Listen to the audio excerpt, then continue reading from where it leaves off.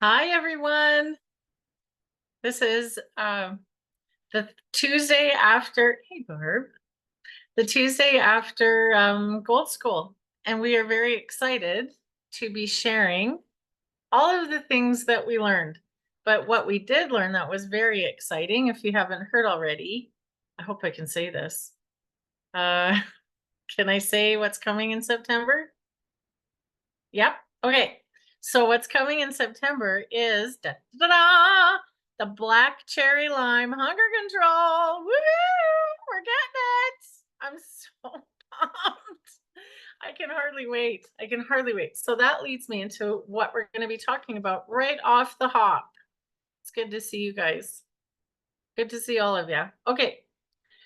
So, did you know that the Slim Hunger Control Black Cherry Lime, well, first of all, it has the polydextrose like every other hunger control, but that stimulates the GLP-1 antagonist system.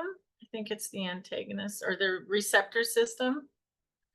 Um, so we're hearing a lot about GLP-1. I know we've talked about this before, but this is a good way to target all of that as opposed to sticking yourself with something that is going to be painful for the moment and possibly painful and very detrimental to your health in the long term.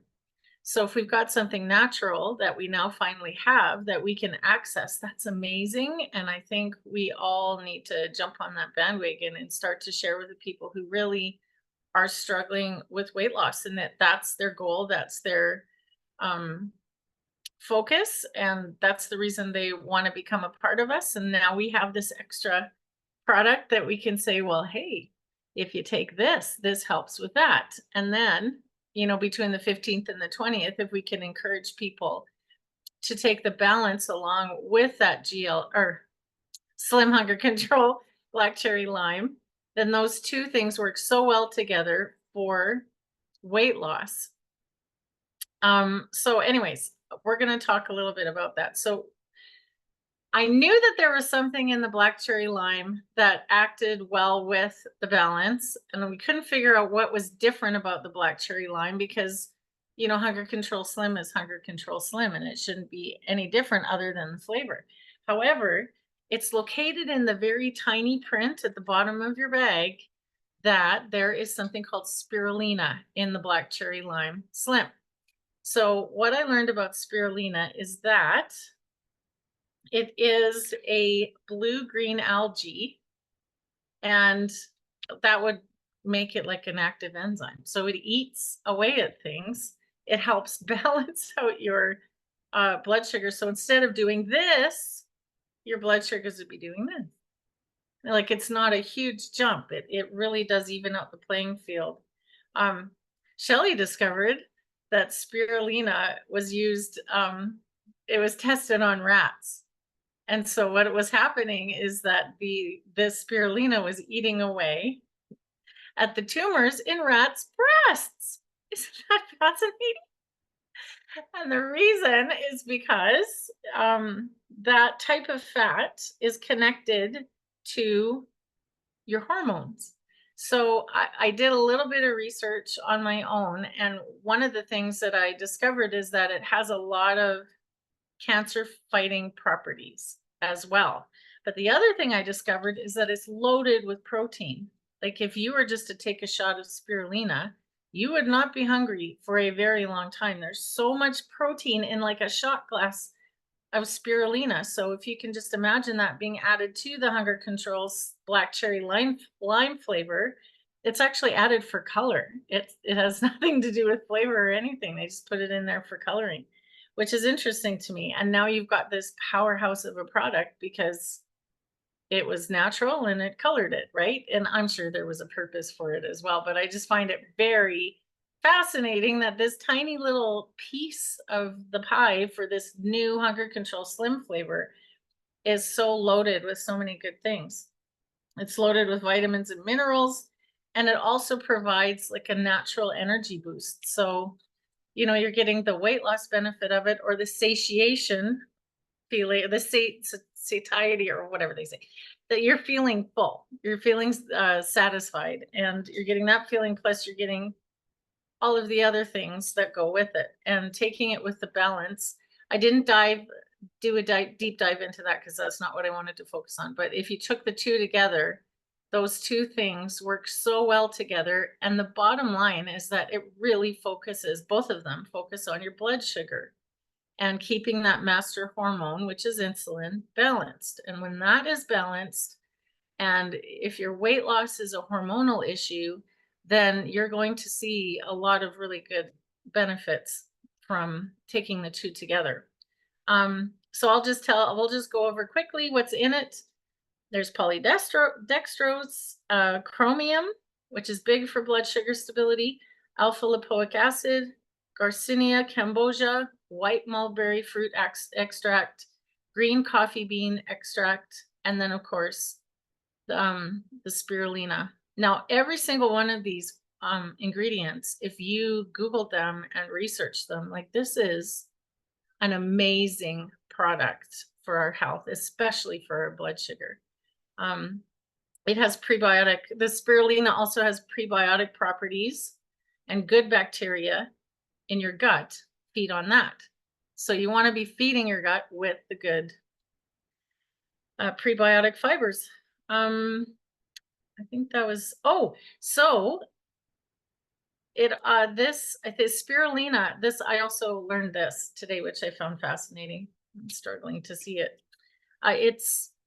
Spirulina aids in slowing your gastric emptying, it decreasing your appetite, and again, affecting your blood sugar levels. So anyway, I'm excited it's coming to Canada, and I can hardly wait to buy my first bag. So there you go. Anyway, it helps your eyes, Kenny. What? Spirulina helps your eyes. So if you can't see it, just take more. I need to get it. I need to get it first. One thing I wanted, that's right. One thing I wanted to quickly mention is that when I had told this to some people, their first comment was, well, I wanted the MBA, the microbiome of the black cherry wise, only one coming in. Okay, let's just appreciate this. And I just wanted to say this so we can stop the negativity. To get a new product into Canada is hard. It takes a lot of work, and we think Canada is big, but it's a very diluted amount of people. And Dude explained it in a very fancy way, but basically the summary is, if we bring it all in and it doesn't sell, we can't bring it in because it loses money. So we can't bring everything in. So I think the consensus is Black Cherry Hunger Control has spirulina, and spirulina is fabulous. So now we have 4 options, guys. We have the regular flavors, the MBA and the Hunger Control. We have the MBA and sweet tea, and we have the Black Cherry Lime in the Hunger Control. So we have 4 different options. And so I think that's really important to understand. It's not just like, oh, let's bring it to Canada. It's a giant process. That's not an easy thing. So every time they bring something here, there is hours and hours and paperwork and files and testing and all this drama that goes on to get a product here. So they want to make sure that they're going to have enough of a market. Did that make sense? I just wanted to point that out because right away you have people going, well, they should have both. Well, we can still order from the States once a month for free, guys. So if you want to get whatever from the States, go get whatever you want. But what they're doing for Canada is fabulous. So I just wanted to throw that in there. Okay. All right. So we're going to share, those of us who are at Gold School, we're going to share a little bit of what it did to us and for us, and how we had those moments of, this has now clicked for me, or like your moments of clarity, or, oh, aha, here it is. Here's my moment. This is what really resonated with me. So there were different topics that we talked about at Gold School. And one of the things I'm going to talk about, and then Shelly's going to take it away after I'm done, is my moment was, I think I shared this a little bit in a team page, but my moment was when Genevieve had us close our eyes and think about all of the things that either we have experienced or that someone else might be experiencing. So I'm going to try and remember as to the best of my ability. So I'm just going to close my eyes so that I can remember, because this is where I was at when it happened. So she talked about walking up to, go shopping and then staring at that debit machine and willing it not to say declined. She talked about how that could help, like how all these things could help people financially find some flexibility and possible freedom down the road from what we do, not just with health. She talked about like mortgage payments. She talked about all of the things that affect us, right? But the thing that affected me the most was when she said, this could be the thing that you could do for the parents who can't buy lunches for their kids at school, and you could come in and have that covered for them so their children could eat.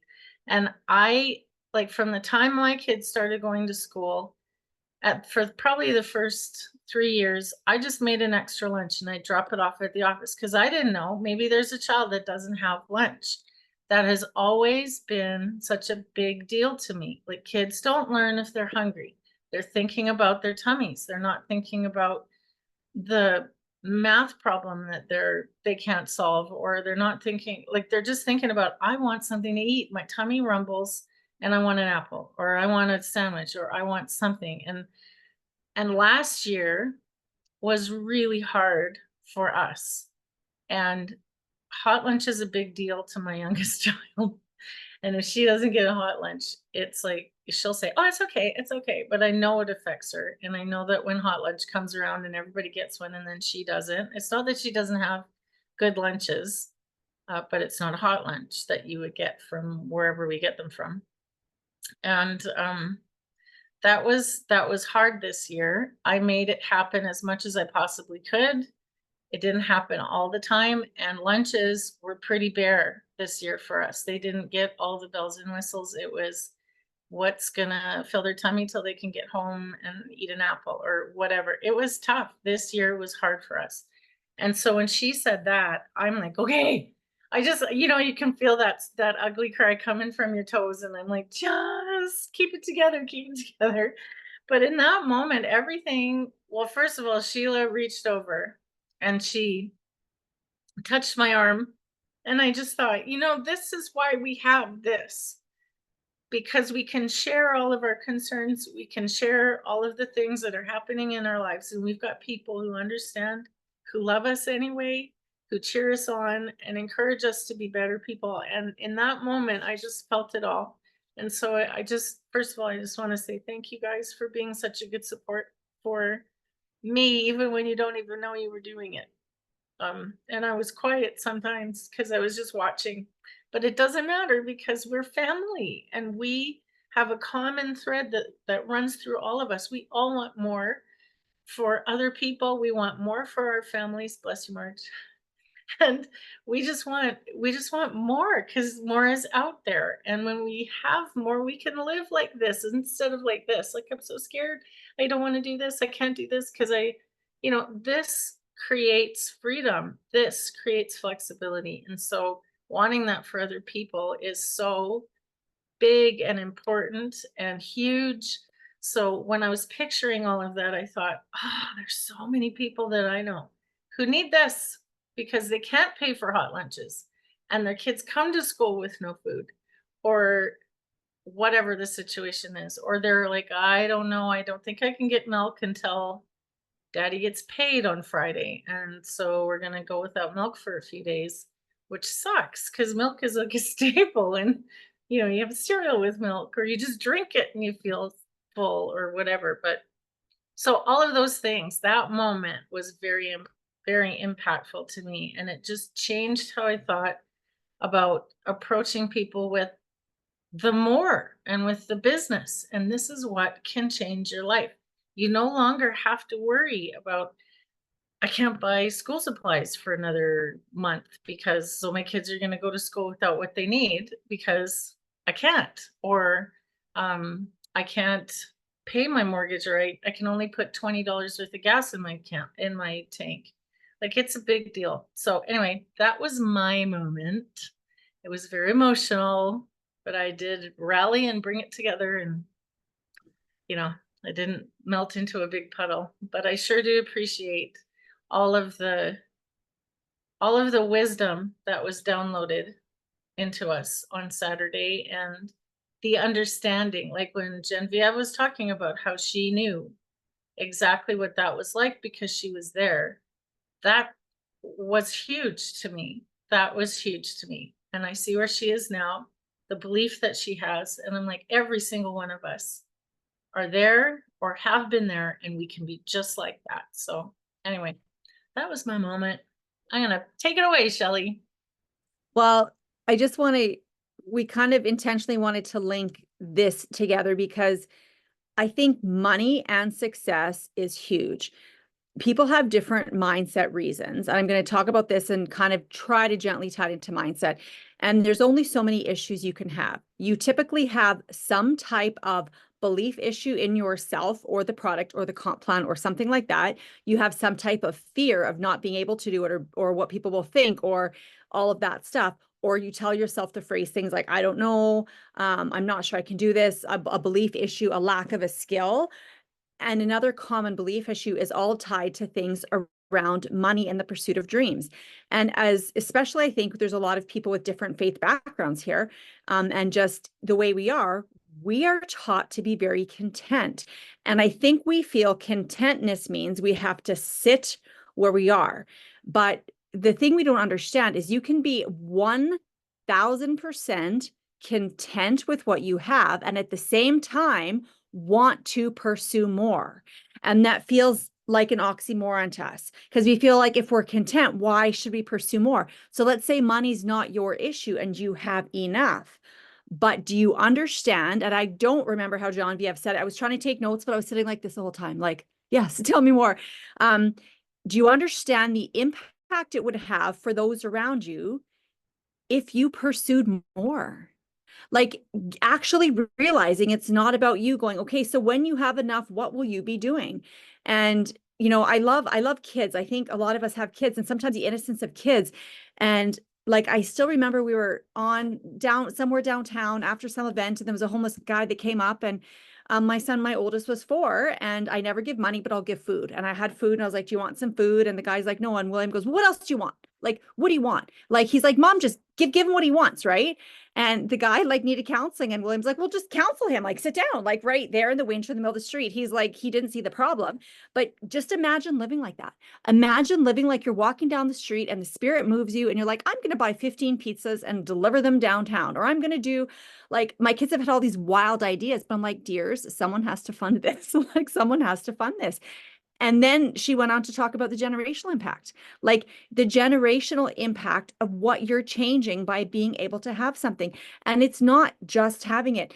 You have to believe that you're worthy, that you deserve it, and that it's not making you discontent with your life. You have to actually understand that I'm perfectly content. I love the simple life. I love farming. I love this and that, but think of how many more goats you could have, or how many more dogs, wink wink, you could have if you had more. And what you think about money and your success, and hear this, everyone tuning in, it will impact your results. If you're saying I have enough, money's not an issue, you're not going to go anywhere. And if you're not going anywhere, who's not going to follow? I think we've all heard Amber Miller's story. What if she quit way back then? What if she was like, yep, I suck and I'm done? None of us would be here. Like literally, we wouldn't be here if she would have given up. And so you have got to understand that what you're saying about your success or your ability to have more, or your belief that you deserve more, or your belief that it's okay to want more, what you say about that, that's going to impact your results. And just to give you a spoiler alert, people are going to judge you. People are going to judge you. I was just telling, I think Paige and Penny, that I had a friend that was wanting me to do this Bible study. It's very intense. It was going to be 1 4-hour study a week and an hour of homework 7 days a week, and a separate 1-hour video. And I said, at this time, I'm really saying no to anything except one homeschooling co-op once a week, and then my business. And she goes, I think you need to work on spiritual growth a lot more than you need to get money. And I'm like, and I got to say my phrase, I get to decide what I need.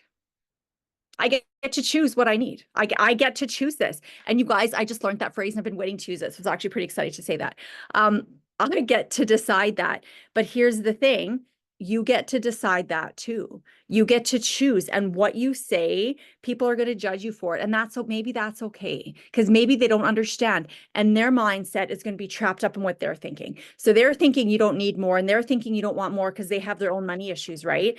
And to neatly tie this into mindset before we open the floor, all of the things you think are going to impact how you do things. And very simply, probably 90% of the thoughts you have, and this is kind of what Amber Miller said, you're hiding behind this pillar of if.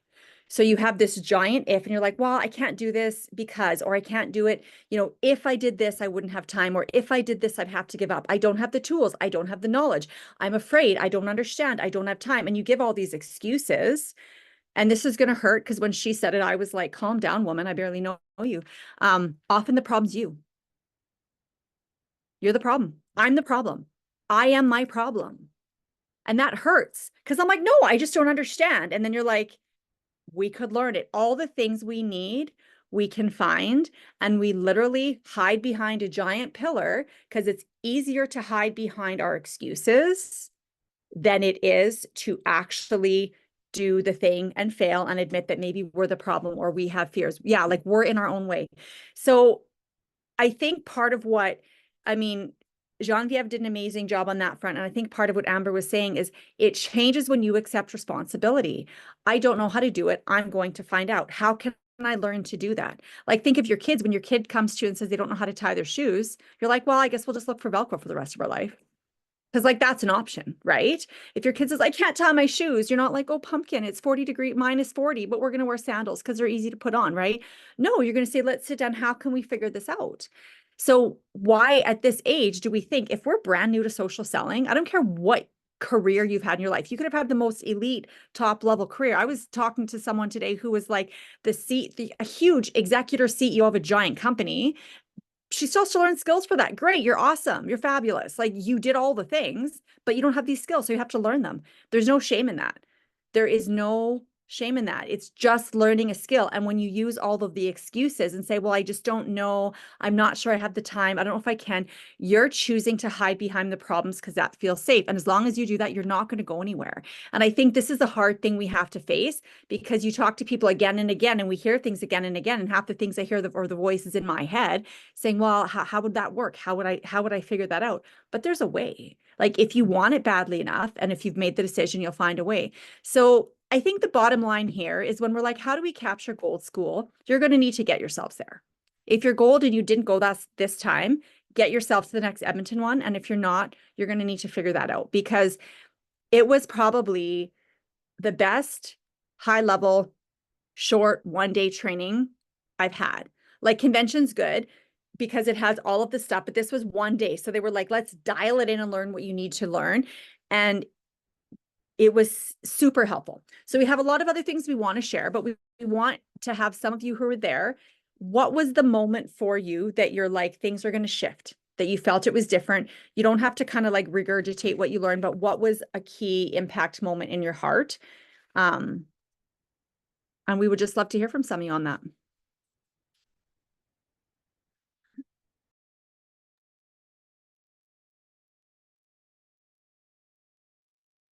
I will start picking names. I'll go. Good. So for me was when Amber Miller was talking about a 5-year plan or your 5-year, where are you going to be in 5 years? And that really started to make me think, are my actions of what I'm doing right now, are they lining up to the person or where I want to be, where my goals are for 5 years? And so that is something that I really am going to have to work out.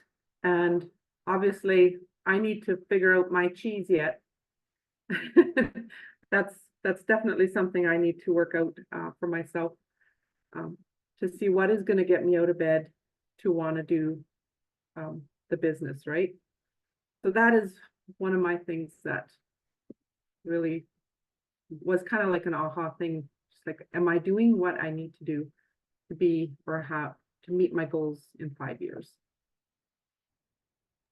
That is so good, Melinda, because we can always do the we'll start tomorrow thing.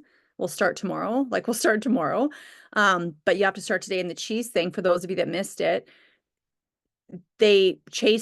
somewhere in UK, they chase this cheese wheel down the thing and they try to fight to the bottom. And I was like, well, that makes sense because cheese wheels are pretty expensive, right? Like we've seen cheese wheels, like this cheese wheel was like, it was like a baby bell. Well, it was a bit bigger than that. It was like small. People were killing themselves for it, right? Like you don't have to have this grand and glorious. I think sometimes get up and say, this is my why, and it makes everyone cry. Like, it doesn't have to be like that. Just what's going to get you shaking? Like Melinda said, what's going to get you out of bed and being like, I want to be there in 5 years. I'm going to take this step today, and what's going to get you moving, right? So that's so good. Thank you so much, Linda. Who else has anything to share that was there? Okay, I'll go. So it's just like, mine was about like failing and failing forward. And it's just like, I know that I tend to set quite small goals because nobody likes failure, right? Just like if I set the goal small, then maybe I'm more likely to attain it. But, you know, it doesn't always work like that. So it's like, I learned what I need to do is I need to like double my goal, because if I only make 50% of my goal, some people might look at that as a failure, but really I'm 50% closer than I was before that goal. If I'd set a small goal, I might only got 50% of that. So it's like, make your goals huge and grand. And then if you only get 50%, you're already winning. So failure can equal winning. But yeah, so that was it. It's just like, I had to take my personal goals and I had to make them ginormous, because even though it's scary, it's worth it. Well, and I think that's the point, Holly. Like, I love that, because I think one of the things she said, and Genevieve took us through this whole, just shut your eyes, and what Penny said, imagine the stuff. And then she's like, without thinking, without hesitating, write something down. And I saw some of the people around me, you're like, I can't put a number down too big. And literally without thinking, I put 10 million a year. And it's like, and I was telling someone, they're like, isn't that a bit much? Why? Other people make $10 million a year. I can guarantee you I'm going to be a lot more generous and make more, like, much better decisions with 10 million a year. So if they can do it and blow it on dumb things, why can't I do it? Like, actually give me one good reason. And when you start to have that attitude with other people, you yourself in your heart is like, I do deserve this. And I think if someone would have said that to me and I'm like, oh, you're right, that's too much, let me cross it out. I'm good with $25.50, like the month, that's the $25. Like, why? Like, you have got to own your thing. So if you want to make $1 million a year, do it. If you want to make 7 figures a year, do it. Say it, and then figure out how you're going to get there. But the first battle you have to overcome is having the belief. And if you're afraid to write a really big number down, and writing that really big number down, and I'd encourage you all over the next week to just think on it and be like, realistically, 5 to 10 years, what do you want to be making in a year? And write it down. And don't let anyone tell you that it's not good enough. Because why? Why should you not make that money? I don't see one person here that wouldn't be amazing stewards of that kind of money. So why aren't we going after it? Like, that's silly, right? So that's so good, Holly. Aim big. Anybody else? Yeah, I'll share. It was kind of neat because I actually got to sit at Amber Miller's table. So that experience in itself was super fun. And we've chatted a little bit since that. And because we didn't know, because I went with a friend from Manitoba and she didn't have her team there. So I sat with her. And then it was actually one of Amber Miller's teammates that sat at the table with us, which is part of the reason why she sat with us. But just the dialogue and conversation that we were having around the table, a part of the training. I'm sure everybody else, like with where we sat and who you sat with, it makes such a difference, right? To have the conversations, to have the community, to be able to just sit and visit and invest in each other. But I loved what Amber said. She had 2 different things. One was inspiration is different than motivation. And that was like a really big kind of aha moment. And it's so true, because sometimes we can be motivated, but not necessarily inspired. And they can go hand in hand, but the inspiration is different than the motivation. But the other thing that really stuck out to me was her 3-word statement, how can I? And really thinking about it and going, how can I, and you can apply it to really anything in life. Like it doesn't even just have to be business. It can be anything, like whether it's how can I get my 10,000 steps in a day, or how can I, get everything done that I need to get done in the day, or how can I work my business while also trying to like raise my kids and be a mom and work full time. And it was so inspiring and such a shift, because as you're putting in the chat, like it's not the I can't, but the how can I? Because I think so often it's, well, I don't have time, but it's we don't make time. Or, well, I can't do this because, but when we shift it, the how can I can actually be like, okay, there's ways to do this, but now we have to shift our focus and try to actually figure out when I say the right way to do it, but the best way, and using our time wisely and using what God gives us to be able to go forward and have it be, how can I? Because we can all accomplish it. We can all accomplish our goals and make that, whether it's $10 million a year or be diamond or whatever, like we can all accomplish it. It's just, how can I do it?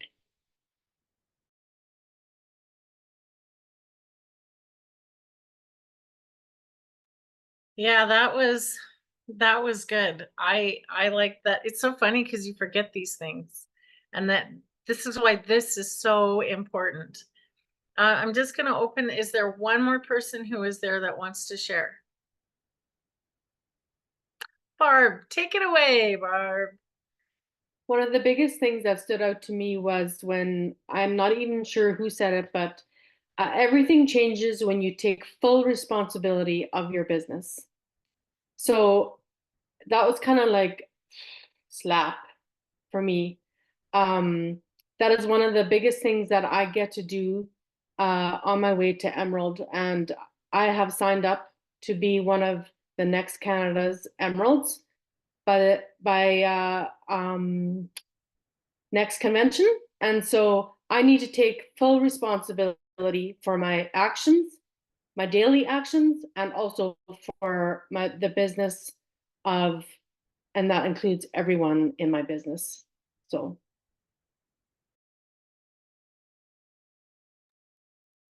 That's so good. And you're going to be there, Barb.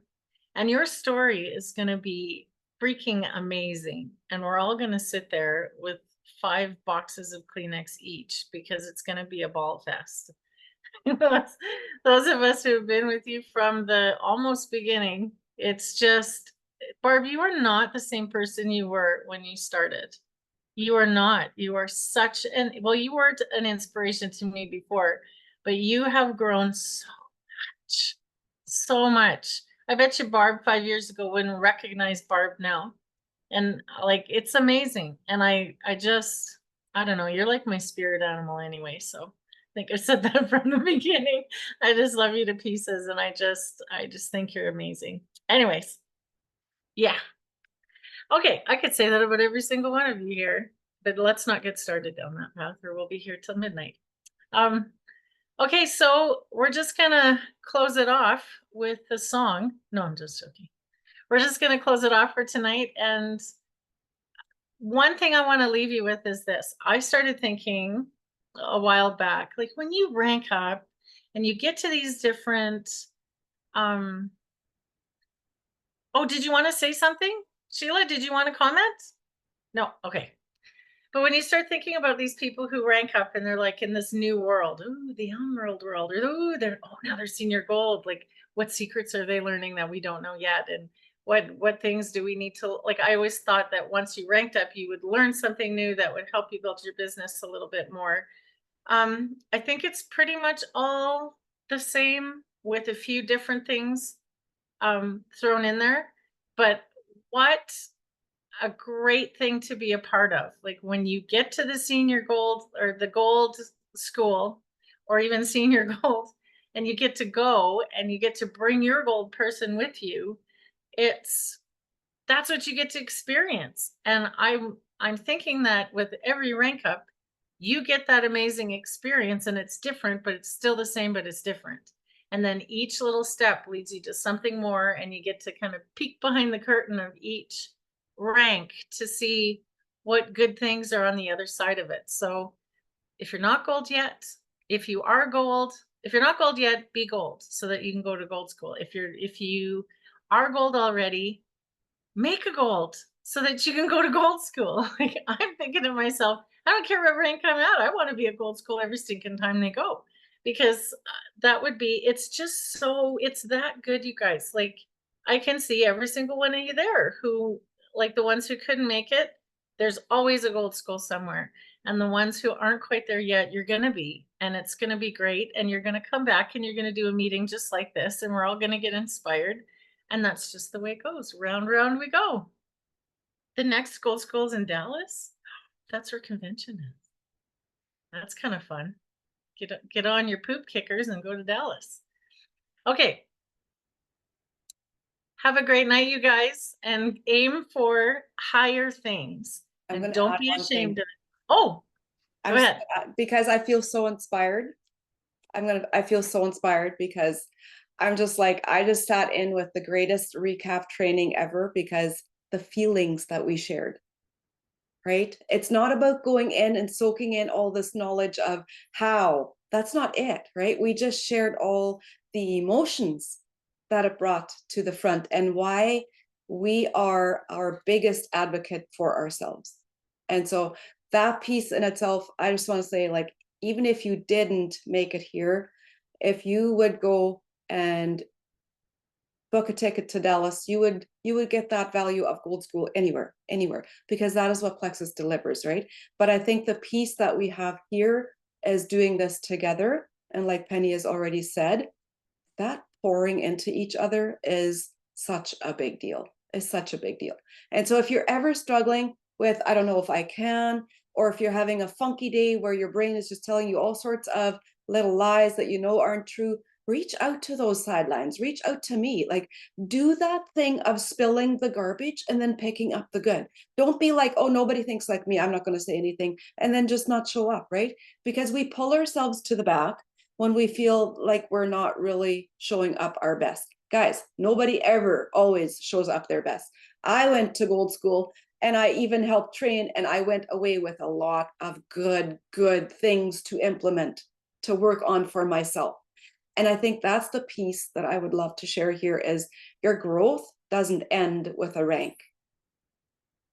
If I want to get to those $10 million with Shelly, I better go put some pretty big boots on, because it's going to require a lot of growth, right? And I think that piece in itself, that, you know, like, I've, in the last couple of years, I've adopted a mindset of I can learn anything, right? You can learn everything is figure outable.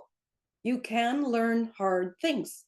It's just a given fact that we have a brain and we have the ability to comprehend. And even though it's hard, we can still learn new things all the time. And so if you're not good at certain things right now and you feel like they're kind of sucky, just do more of that. You're going to get better, right? Shelly just keeps me bugging me about all my dogs. I think I'm just going to go outside and ignore her for today. Actually, you need to blame John, so I'm not even taking that. So there you go. I just really loved having this tonight. I feel like it was just exactly what we needed. Exactly what we needed. Thank you so much, guys. And Marge and Sheila did amazing, and maybe they'll even I don't know if you want to redo it, but it's just, I think we get spoiled. We take it for granted because we hear Marge and Sheila all the time. And I had someone say, wow, like, you're lucky to have them as leaders. And I'm like, yeah, we just listen to that, right? Like, it's just it's the voices we're used to, but it was, again, so good. Like, we were all so proud. We were like the proud little kids, like, just like, there's my mommy on stage. Like, that's how it felt, right? So it was an honor listening to you guys. So anyways, thank you so much, guys. That's a really big compliment. Thank you so much. All right. Thanks for being here, guys.